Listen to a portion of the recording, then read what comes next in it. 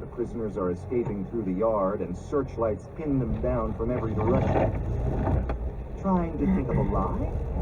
What, remember too high or too low for my sensitive, sheltered ears? There and something else he couldn't quite identify.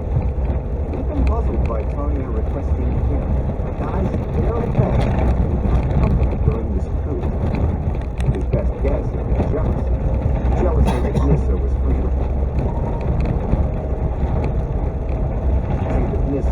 to roam, while Tanya became a high-value target too precious to be trusted with her own freedom. Taking Brad away, she at least had that much satisfaction.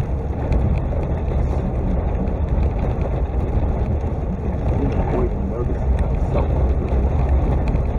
Suddenly, this wasn't feeling quite so much like a game. I'll know the right girl when I find her. That's not an answer. There then. And a scowl. When she came up with her punishment there, it was a doozy. Favor to be named later. Anything I ask. Anything within reason, Erwin clarified. Fine, Tanya relented. Anything short of murder. Brad blinked. I'd kill for you. Hell, I don't think I'd be here if Danny, Erwin, or your father expected I wouldn't. I just won't do anything that'd have these two or him kill me for. He smirked at the end, and as he looked into the incredulous expression staring back at him, that smirk faded. In your dreams, asshole! Tanya snapped. She stormed back into her room. Game over! The door slammed. Erwin lowered his voice. That could have gone worse. Just maybe not a lot worse. Brad stared at the door. A series of soft, well-cushioned thumps indicated that a large, comfortable, expensive sleeping surface was taking the beating in effigy for him.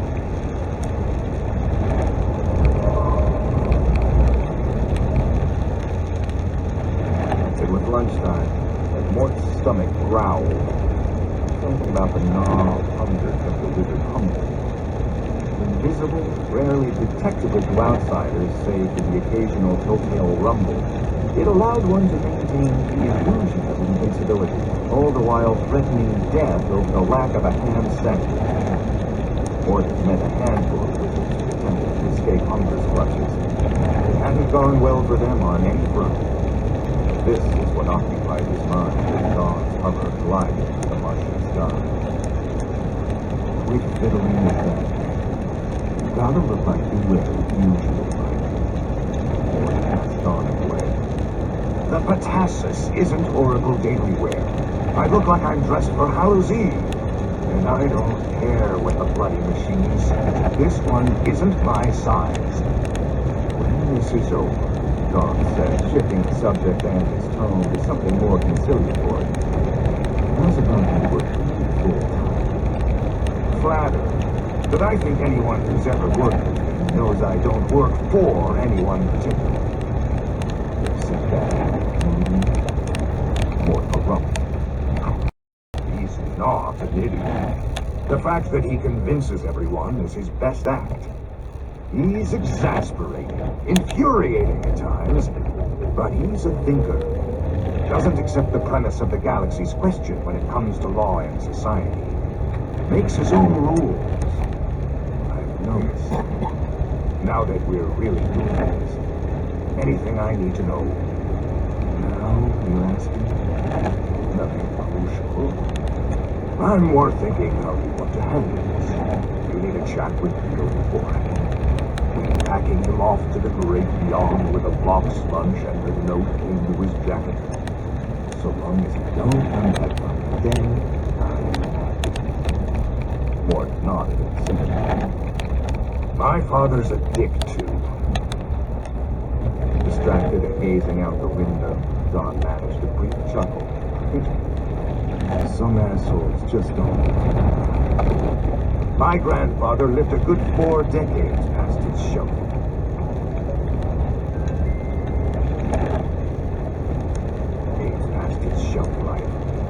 father's a similar age to yours. Wizards don't typically marry young. Unseen. It's either admitting you've got no future, or presuming that you've achieved real power. Power enough to protect a family. Gotta start somewhere, Don opined. I had 6 older brothers. Someone's gotta start. Mort failed to point out that Dawn's daughter was an only child. Clearly, the syndicate captain knew that fact. Or it was a lie, hiding a secret heir somewhere. Either way, Mort declined to mention the error in logic. A faint pop preceded a message from the pilot. About to land, boss. Mort peeked out the window. Pierre's place looked as pretentious as ever. The limo drifted down into the back garden to hover just above the grass.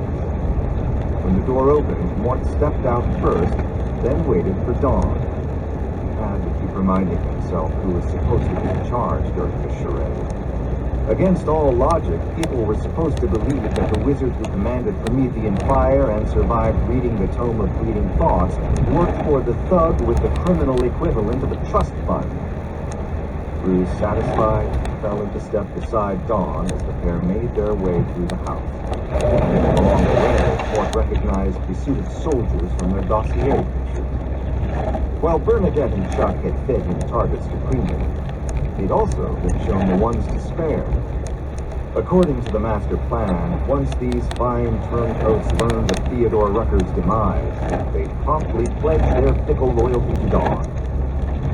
Up a curved staircase to a second-floor landing, Mort ignored the mishmash of artwork displayed haphazardly as if from a series of expensive rummage sales, and the use of familiar columns in a home meant to evoke Tuscan architectural flourishes.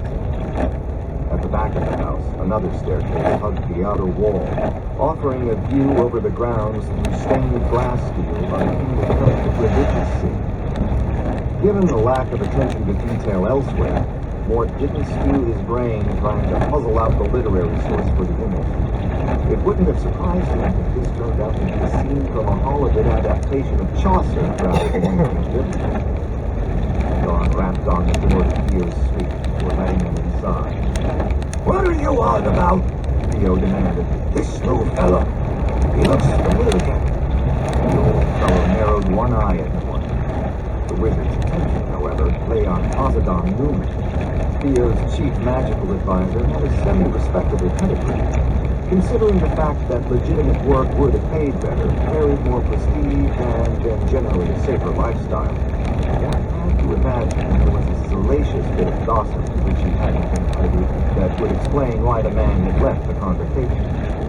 But Bernadette's people didn't have access to that. They just passed along that he was a cum laude graduate of Princeton and once a member of the Order of Apollo. Mort credited Theo's long life to getting proper medical care rather than trust his blood and bones to science.